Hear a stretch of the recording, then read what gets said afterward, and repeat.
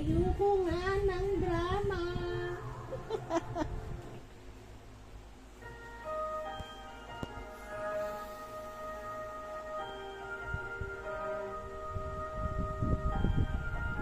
It's like a fairy tale. Respeto mo. Masisisi mo ba naman kung minsan ganito naman ang puso yan? Kahit isang beses lang. Eh, yun ang desisyon para sa kanya eh. Puso. Kesa sa utak. Eh, ano na yun kung magalit si Juliana? Hindi na eh. Eh, dito yan kasi. Hindi ba ikaw naman mismo nagsabi kung may kasalanan? Eh, babayaran natin. Yun nga. Talagang hindi na yata tayo pwede na magbulag-bulagan sa katotohanan. Mahal nga ni Chicha si Joaquin.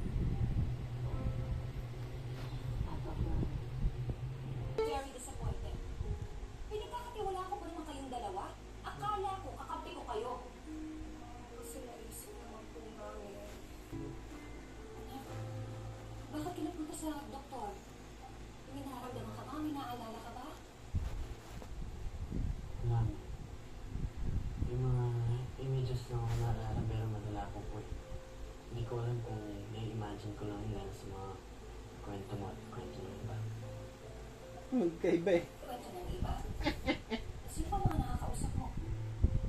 Si Kitong Dami, may mga nakanto sila sa akin nung nag-aaral pa ako sa Malayan.